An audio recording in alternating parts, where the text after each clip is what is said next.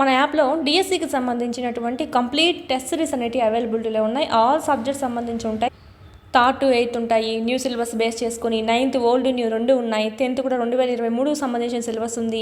ఈ విధంగా మీకు సైకాలజీ, విద్యా దృక్పథాలు, మెథడాలజీ, జీకే, కరెంట్ అఫైర్స్ కూడా మీకు అవైలబిలిటీలో ఉంది. అందరూ టాపిక్ వైజ్ అందిస్తున్నారు, కానీ ఈ విధంగా క్లాస్ వైజ్, లెసన్ వైజ్ అందులో కూడా ఇప్పుడు థర్డ్ టు ఎయిత్ అనుకోండి, ఇట్లా సబ్జెక్ట్ వైజ్ మళ్ళీ దాంట్లోనూ మీకు క్లాస్ వైజ్, లెసన్ వైజ్ అనేది ఉంటుంది. First lesson, second lesson, third lesson, ఈ విధంగా ఉంటుంది అనమాట. ఎవ్రీ లెసన్ కవర్ అవుతుంది. ఈ విధంగా 3rd నుంచి 8th వరకు ఫుల్ సిలబస్ ఉంటుంది. 9th 10th లింక్ టాపిక్స్ అనేటివి లెసన్ వైజ్ ఉంటాయి.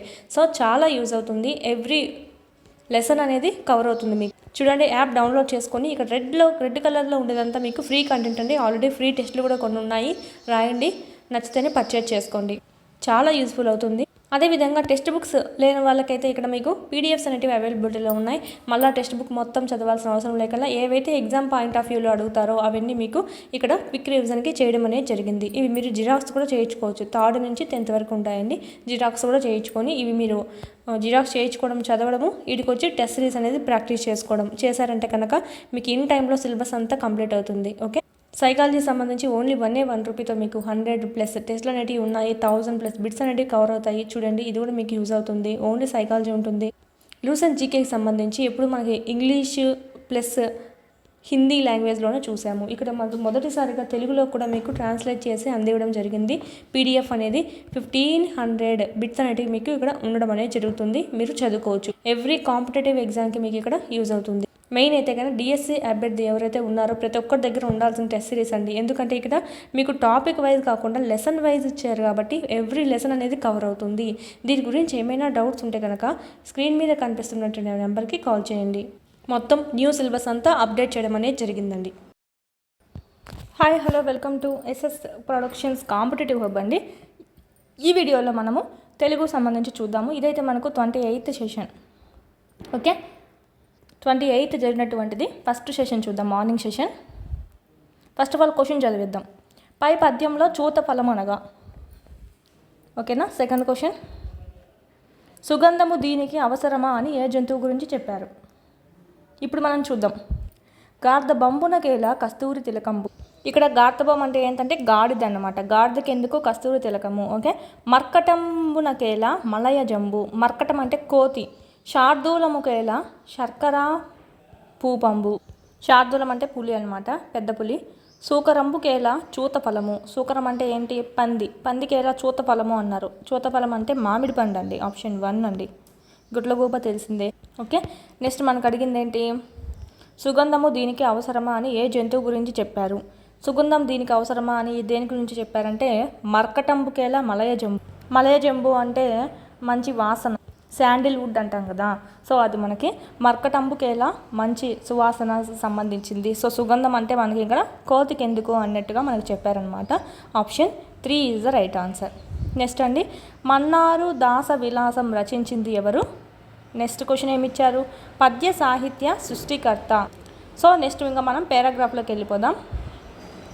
మన్నారు దాస విలాసం రచించినది విజయరాఘవ నాయకుడు. అనేక నాటకాలు, ద్విపద కావ్యాలు, దాదాపు 60 రచనలు చేశాడు. భక్తుడు పద సాహిత్య సృష్టికర్త క్షేత్రయ్య ఈ యుగంలోని వాడే. ఇక్కడ సెకండ్ క్వశ్చన్కి ఆన్సర్ వచ్చేసింది చూడండి. పద సాహిత్య సృష్టికర్త ఎవరు అంట, క్షేత్రయ్య. మనకి ఇక్కడ సెకండ్ క్వశ్చన్ కూడా అదే ఇచ్చారు. సో అందుకు ఈ క్వశ్చన్ చదివి తర్వాత మీరు పారా చదవండి, ఆన్సర్స్ అక్కడ తెలుస్తూ ఉంటాయి. Option 2 is the right answer దీనికి. ఇంకా ఇది చూద్దాము. ఓకే, క్షేత్రయ్య అసలు పేరు ఏంటంటే మువ్వ వరదయ్య. క్షేత్రయ్య పదాలు కనీసం 4500 ఉండి ఉండవచ్చు, కానీ 400కు మించి లభించడం లేదు. రంగాజమ్మ ఈ కాలంలోని కవయిత్రి. ఉషా పరిణయం, మన్నారు దాస విలాసం అనే నాటకం, ఇంకా అనేక రచనలు చేసింది. ఎవరి గురించి చెప్పారు ఇక్కడ, రంగాజమ్మ చేశారు అన్నట్టుగా చెప్పినారు. ఓకేనా, రంగాజమ్మ ఈ కాలంలో కవయిత్రి. ఈమె ఏం చేసినట్టు, ఇక్కడ మనకు ఉషా పరిణయము, మన్నారు దాస విలాసం అనే నాటకాలు, ఇంకా అనేక రచనలు చేసింది అన్నారు, అంటే ఈమె చేసినట్టు. So option 4 is the right answer. Mannaru Dasa Vilasam రచించింది ఎవరు, రంగాజమ్మ. ఆప్షన్ 4. ఇది చెప్పాను, క్షేత్రయ్య. కొండబాగు పాఠం యొక్క ఇతివృత్తం ఏమిటి. ఇతివృత్తాలు main mostly important. 3rd to 8th compulsory చూడాలి. కొండబాగు పాఠం యొక్క ఇతివృత్తం ఏమిటంటే ప్రకృతి గురించి వర్ణించడం అండి, అంతా మనకు ప్రకృతి వర్ణన. నెక్స్ట్, కష్మలం అను పదానికి అర్థం ఏమిటి. ఇంపార్టెంట్, ఇది కూడా మనకు లెసన్స్లో ఉంది. కష్మలం అనే పదానికి అర్థం మలినం. లాస్ట్ మనకు టెక్స్ట్ బుక్ లాస్ట్లో ఉన్నటువంటి గ్రామర్ పార్ట్ ప్రతి క్లాస్ చూసుకుంటే కనుక కవర్ చేసేయచ్చు అర్థాలు. ఫలాక్షుడు పర్యాయ పదాలు. ఫలాక్షుడు, ఫలాక్షుడు, ఫలాక్షుడు అంటే ఏంటంటే మనకి ఇక్కడ ఫాలము మీద ఓకే అక్షి కలవాడు అని వస్తుంది. ఫాలము, ఫాలము అంటే ఏంటంటే నుదురు భాగం అండి. నుదురు మీద అక్షు అంటే ఏంటంటే అక్షి అంటే కన్ను అనమాట, నేత్రము అని కూడా అంటాము. ఇక్కడ నుదురు మీద నేత్రం కలవాలి ఎవరండి? శివుడు కదా, మూడో కన్ను అని అంటాం కదా. సో ఆప్షన్ 4 శివుడు లేదా హరుడు అని కూడా అంటాం. ఈ విధంగా మనం ఉత్పత్తత్వం కనుక చూసుకున్నామంటే అక్కడే ఆన్సర్ వచ్చేస్తుంది మనకి. ఫలాక్షుడు అంటే ఎవరంటే శివుడు, హరుడు అని చెప్తాం. కాంక్ష పదానికి వికృతి, ఇది కూడా మనకు టెక్స్ట్ బుక్ లాస్ట్లో ఉందండి. మనకు టెక్స్ట్ బుక్ సంబంధించి లాస్ట్ గ్రామర్లో ఉంది మనకి ఇది కూడా. కాంక్ష అను పదానికి వికృతి పదం ఏంటంటే ఆప్షన్ 4 ఖర్చు అండి. చీర పదానికి నానార్థాలు, ఈ రెండు మనకి 8th క్లాస్లో ఉన్నవి. ఎయిత్ టెక్స్ట్ బుక్ ఏదైతే ఉందో న్యూ టెక్స్ట్ బుక్ లాస్ట్లో ఉన్నటువంటి దాంట్లో నుంచే ఇచ్చారు. చీర పదానికి నానార్థాలు గోచి లేదా రేఖ. భాషకు సంబంధించిన విశేష అర్థాన్ని ఇచ్చేటువంటి పలుకుబడులను ఏమంటారు? భాషకు సంబంధించిన విశేష అర్థాన్ని ఇచ్చే పలుకుబడులను ఏమంటారు? ఆప్షన్స్ 4 జాతీయాలు. ఇది కూడా గ్రామర్ పార్ట్లు రిపీట్ చేసుకున్నాం. నిద్రలో కూడా కన్నులు మూయనిది ఏమిటది? పొడుపు కథ. నిద్రలో కూడా కన్నులు మూయదంట. చేప అండి, దానికి రెప్పలే ఉన్నాం, అసలు కళ్ళు మూయదు, కళ్ళు తెచ్చుకొని నిద్రపోతుంది నీళ్ళల్లో. పేరుకు బదులుగా వాడేటువంటి పదం, పేరుకు బదులుగా వాడేటువంటి పదం ఇది కూడా చెప్పుకున్నాం. సర్వనామం ప్రొనౌన్. వర్తమాన కాలం అనగా, ఇది కూడా మన కాలాలు అనేటువంటి ఆల్రెడీ గ్రామర్ పార్ట్ చేస్తున్నానండి. దాంట్లోంచి అన్నీ మీకు ఆ వీడియోస్ కానీ విన్నారంటే ఒక్కొక్క బిట్ వాటిలో నుంచే వచ్చింది. వర్తమాన కాలం అనగా అంటే ఇప్పుడు జరుగుతూ ఉన్నటువంటిది, ప్రెజెంట్. So option 2 జరుగుతున్నటువంటిది. జరిగిపోయిన కాలాన్ని భూతకాలం అంటాం, జరగబోయే కాలాన్ని ఫ్యూచర్ అంటాం అన్నమాట, అంటే భవిష్యత్తు కాలం అంటాం. క్రింది వానిలో పంచమీ విభక్తి ప్రత్యయాలు. పంచమీకి ఏంటి? వలనన్ కంటే పట్టి. ఆప్షన్ 1 విభక్తి ప్రత్యయాలు, ఇది కూడా మనం చెప్పుకున్నాం. వాక్యాంత బిందువులు విరామ చిహ్నాలు అని వీడియో కూడా చేస్తున్నానండి. మీకు ఆల్రెడీ టెలిగ్రామ్ గ్రూప్లో కూడా జాయిన్ అయ్యి ఉండండి, అక్కడ మీకు షేర్ చేసామన్నీ. ఏ టాపిక్స్ నుంచి ఎక్కువ ఇచ్చారు మనకు వీడియోస్లో కూడా రిపీట్ చేసుకున్నవి ఎక్కువ ఇచ్చారు. వాక్యాంత బిందువుని ఏమంటారు? ఫుల్ స్టాప్ అంటారు. ఇంకో రకంగా చూసినట్టయితే పూర్ణ బిందువు అంటాము. స్వల్ప విరామం అయితే కామ అంటాం. ఆశ్చర్యాత్మక అయితే ఇది, ప్రశ్నాత్మక అయితే ఇలా మనకు క్వశ్చన్ మార్క్ గుర్తనమాట. ఈ క్రింది వాణిలో నిత్య బహువచనం కానిది. కానిది అన్నారు అంటే 3 దానికి సంబంధించినవి అయితే వడ్లు, కేరింతలు, కందులు, పెసలు. వడ్లు, కందులు, పెసలు ఇవన్నీ నిత్య బహువచనాలు అనమాట. కేరింతలు ఇది మనం ఏకవచనం బహువచనంగా రాయవచ్చు. ఆప్షన్ 2 నిత్య బహువచనం అంటే ఏంటంటే ఇది కూడా చేస్తున్నాం. వచనాలు అనేటువంటి టాపిక్ తెలుగు గ్రామర్ పార్ట్ వీడియోస్లో ఉంది చూడండి. ఈ వచనాలు అనేటువంటి చూసినట్టయితే మనకు నిత్య ఏకవచనాలు, నిత్య బహువచనాలు మోస్ట్ ఇంపార్టెంట్. నిత్య బహువచనం అంటే ఏంటి? ఎల్లప్పుడూ దాన్ని బహువచనంలోనే పలుకుతాం కానీ ఏకవచనంలోకి పలకం అనమాట. ఇప్పుడు ఒక్క పెస ఉన్నా కూడా మనం దాన్ని పెసలు అంటాం కానీ పెస అని అన్నాం అనమాట. ఓకేనా? ఒకటి ఉన్నప్పటికీ. కందులు ఒకటి ఉన్నప్పటికీ కందులు అని అంటాం కానీ కంది ఒకటి ఉంటే కంది, లేకపోతే కందులు అని అయితే మనం ఒకటి కన్నా ఎక్కువ ఉంటే కందులు అంటాం, ఒకటే ఉంటే కనుక కంది అని అయితే పిలిచామన్నమాట. సో ఆ విధంగా ఎప్పుడు మనం దాన్ని సింగులర్లో పిలిచామన్నమాట. సో అదే మనకు నిత్య బహువచనం. నిత్యము దాన్ని బహువచనంలోనే పిలుస్తాము. ఇవన్నీ కలిపితే ఏమవుతుంది? ఫస్ట్ ఇచ్చిండేది మనము అక్షరంగా రాసుకుంటాము.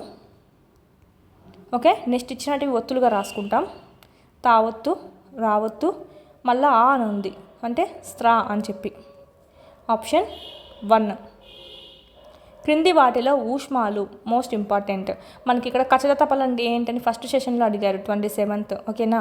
ఇక్కడ మనం చూసినట్టయితే ఊష్మాలు అంటే ఏంటంటే ఊది పలికేటివి. ఆప్షన్ 2 షా సహా ఊది పలుకుతాం. వీటిని పరుషాలు అంటామండి, వీటిని సరళాలు అంటాం. ఫస్ట్ సెషన్లో 27th సెషన్లో ఇది ఇచ్చారు మనకి. కచదతపల్ని ఏమంటారు అనేది చూడాలి. వచ్చినందుకు పదాన్ని విడదీయండి. వచ్చినందుకు. ఈడ మన కీలో అయితే 2 అని ఇచ్చారండి, ఆప్షన్ ఇదైతే కాదు. Option 3 is the right answer. వచ్చిన ప్లస్ అందుకు. నెక్స్ట్ క్వశ్చన్, అకారానికి ఈ ఊరులు పరమైతే క్రమంగా ఏ ఓ ఆర్లు అనేటివి వస్తాయి. ఈ సూత్రం దేనికి వస్తుంది? సందులకు సంబంధించండి. ఆప్షన్ 3 గుణసంధి. ఇది కూడా చెప్పుకున్నాం ఆల్రెడీ. వాయుపుత్రుడు ఏ సమాసం? వాయుపుత్రుడు ఏ సమాసం? ఆప్షన్ 2 షష్ఠీ తత్పురుష సమాసం. ఇది మనకు 7th క్లాస్లో ఉందండి. ఫలాక్షుడు అన్నాం కదా, ఫలాక్షుడు కూడా 7th క్లాస్ టెక్స్ట్ బుక్కి సంబంధించి ఉంది. అంటే ఎవరు అని శివుడు అని ఉంది. ఇది కూడా మనకు 7th క్లాసే. వాయువు యొక్క పుత్రుడు అనమాట, Anjaneya Swami. Okay, option 2 is the right answer. షష్ఠీ తత్పురుష సమాసము. 3 గురువులు ఉన్నటువంటి గణము. 3 గురువులు అంటే ఇలా ఉంటుందన్నమాట. సో చూద్దాము. ఫస్ట్ వన్ మనకి హింట్ ఏంటి? యమ, తారాజ, బాణసలగం. ఇక్కడే వచ్చేసింది చూడండి, 3 గురువులు ఇక్కడే ఉన్నాయి. సో మగనము.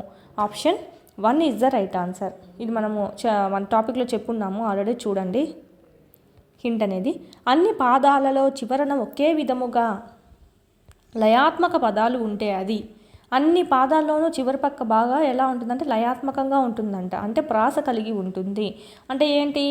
అంత్యానుప్రాస అలంకారము. Option 2 is the right answer. వృత్యానుప్రాస అంటే ఒక హల్లే మళ్ళీ మళ్ళీ రిపీట్ అవుతుంది. అచ్చయోక్తి అంటే ఉన్నదే కొంచెం ఎక్కువ చేసి చెప్తామన్నమాట. మా ఊర్లో మా ఇంటి యొక్క మేడలు ఆకాశం దాక్కుతున్నాయి అని. ఓకే, రూపక అలంకారం అంటే పోలిక ఉన్నప్పటికీ పోలిక లేనట్టుగా చెప్తామంట. పోలిక ఉన్నప్పటికీ లేనట్టుగా చెప్తామన్నమాట. అనడి అంటే రూపక సమాసంలో అనడి అనేది ఎక్కువ యూజ్ చేస్తాం కదా.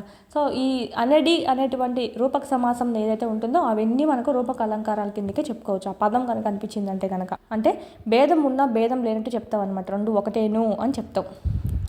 అసమాపక క్రియకు ఉదాహరణ. అసమాపక క్రియ అంటే పని అనేది పూర్తి కాకుండా ఉంటుంది. ఇది చేశాడు, పని పూర్తయింది. రాస్తుంది, పని పూర్తయింది. వచ్చింది, పని పూర్తయింది. ఇవన్నీ సమాపక క్రియలు. ఆప్షన్ 3 రాసి ఇంకా ఉంది, మిగిలి ఉంది, ఇంకా పూర్తి కాలేదా పని. రాసి నెక్స్ట్ ఏం చేసింది, ఇంకా ఏం చెప్పలేదు కదా, రాసి. ఓకే, ఇంకా ఉంది వాక్యం అనేది. సో ఆప్షన్ 3 అసమాపక క్రియ అవుతుంది. నేర్చిన విషయానికి తగిన సొంత ఉదాహరణలు ఇవ్వడం అనేది మెథడాలజీ అనమాట. నేర్చుకున్న విషయానికి తగిన సొంతంగా ఎగ్జాంపుల్స్ ఇవ్వడము, సొంతంగా ఉదాహరణలు ఇవ్వడము అని వచ్చిందంటే కనుక ఆప్షన్ 2 అవగాహన కిందికి చెప్పుకుంటాం. అర్థమైంది కాబట్టే వాడు ఎన్నో ఉదాహరణలు అనేటివి ఇస్తున్నాడు. ఆప్షన్ 2 మెథడాలజీ అండి ఇదంతా. భాషా నైపుణ్యాల్లో ఎక్కువ కష్టంతో కూడుకున్నది. భాషా నైపుణ్యాలలో ఎక్కువ కష్టంతో కూడుకున్నది. ఆప్షన్ 4 లేఖనం. క్రింది వాటిలో పద్య బోధనా పద్ధతి కానిది. మోస్ట్ ఇంపార్టెంట్, ఇది మనకు యాడ్ స్కోర్ ఇవ్వడం జరిగింది. ఈ క్వశ్చన్కి మనకు యాడ్ స్కోర్ ఇవ్వడం జరిగిందండి. ఉపాధ్యాయుడు తన పాఠ్య బోధనలో లోపాలను ఏ విధంగా కనుగొంటాడు? ఉపాధ్యాయుడు తన పాఠ్య బోధనలో లోపాలను ఏ విధంగా కనుగొంటాడు? ఆప్షన్ 4 స్వీయ మూల్యాంకనం ద్వారా కనుగొంటాడు. ద్విపార్శ్వ ఉపకరణాలు కానిది. ఇది కూడా మనకు అకాడమిక్ టెక్స్ట్ బుక్లో రిపీట్ అయిందే. ద్విపార్శ్వ ఉపకరణాలు కానిది. ఆప్షన్స్ అంటే 2D కానివన్నారండి. వర్ణ చిత్రాలు 2Dనే. నమూనాలు అనేటివి మనకు చూసినట్టయితే మోడల్స్ అంటాము. ఇప్పుడు గ్లోబ్ ఉంది, భూమికి మోడల్గా యూజ్ చేస్తున్నాము, అది 3D అవుతుందన్నమాట. హైట్, లెంత్, బ్రెత్, హైట్ అన్నీ ఉంటాయి. కథా చిత్రాలు 2D, ఛాయాచిత్రాలు కూడా 2Dనే. Option 2 is the right answer. 3 dimensional అంటాం. అంటే లెంత్ ఉంటుంది, బ్రెత్ ఉంటుంది, హైట్ ఉంటుంది. 2 డైమెన్షనల్ అంటే ఓన్లీ లెంత్, బ్రెత్ మాత్రమే ఉంటుంది. క్రింది వాణిలో లఘు ప్రశ్నల వల్ల ప్రయోజనం కానిది. క్రింది వాణిలో లఘు ప్రశ్నల వల్ల ప్రయోజనం కానిది. స్వేచ్ఛ భావ ప్రకటనలు వీలుంటుంది. విద్యార్థికి ఒత్తిడి ఉండదు, త్వరగా జవాబు గుర్తిస్తాడు. సంక్షిప్తంగా సమాధానాలు రాసే అలవాటు కలుగుతుంది. అసంబద్ధ సంబంధం లేని అంశాలు రాయరు. నిజమే కదా, లఘు ప్రశ్నల వల్ల ప్రయోజనం కానిదే అన్నారండి. మనకు ప్రయోజనం ఏంటి? స్వేచ్ఛా భావ ప్రకటనలు వీలుంటుంది. ఎస్ అండి, అంటే వాడంతటి వాడు భావ ప్రకటన చేయవచ్చు. ఇచ్చిన ఆప్షన్స్లో గుర్తుపట్టు అని కాదు, అక్కడ ఒక లైన్ సెంటెన్స్ అయినా సరే వాడు రాయాల్సి ఉంటుంది. సో వాడు స్వేచ్ఛగా రాస్తాడు.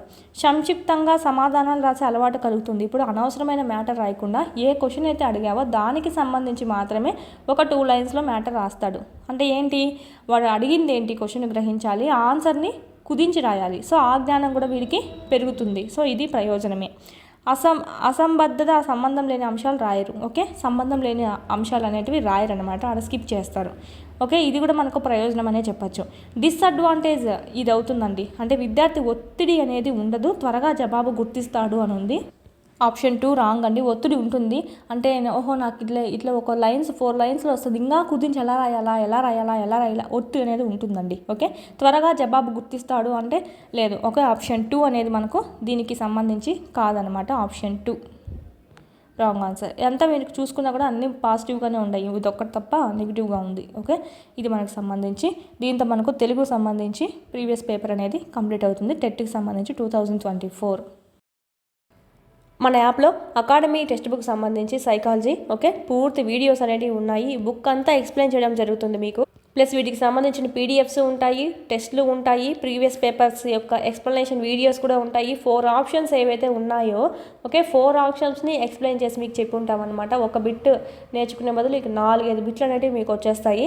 కేవలం 99 రూపీస్కి మీకు ఇక్కడ అందివ్వడం జరుగుతుంది. తెలుగు అకాడమీ పుస్తకం అండి, చాలా మీకు ఎక్కడ దొరకట్లేదు బుక్ స్టాల్స్లో కూడా. సో ఇక్కడ మీరు చూసినట్టయితే మీకు ఇక్కడ పూర్తి వీడియోస్ అన్నీ ఉంటాయి, అదేవిధంగా టెస్ట్లు ఉంటాయి, ప్రీవియస్ బిట్స్ ఎక్స్ప్లెనేషన్స్ ఉంటాయి. ఇక్కడ మీకు చూసినట్టయితే క్లాస్ ఆల్రెడీ ఫ్రీ కంటెంట్ ఉందండి, ఎవరైనా ఇంకా వినని వాళ్ళు ఉంటే కనుక విని ఆయన పర్చేజ్ చేసుకోవచ్చు. ఫ్రీ కంటెంట్ కూడా ఉంది, ఒకసారి వినండి. సైకాలజీ సంబంధించినటువంటి ఫస్ట్ చాప్టర్ శిశు వికాసము, సెకండ్ వైయక్తిక భేదాలు, అభ్యసనము, మూర్తిమతము, ఈ విధంగా మీకు చాప్టర్ వైజ్ దాంట్లోనూ మళ్ళీ టాపిక్ వైజ్ ఈ బుక్లో ఏమైతే ఉందో మీకు ఎక్స్ప్లెనేషన్ చేయడం అనేది జరుగుతుంది. అదేవిధంగా వాటికి సంబంధించి ఎవ్రీ చాప్టర్ సంబంధించి బిట్స్ ఎక్స్ప్లెనేషన్ కూడా మీకు అక్కడ ఉండడం అనేది జరుగుతుంది. సో చూసుకోండి, ఓన్లీ 99 రూపీస్కి మీకు అందివ్వడం అనేది జరుగుతుంది. లింక్ అనేది కింద డిస్క్రిప్షన్లో ఇచ్చున్నాం, డౌన్లోడ్ చేసుకోండి.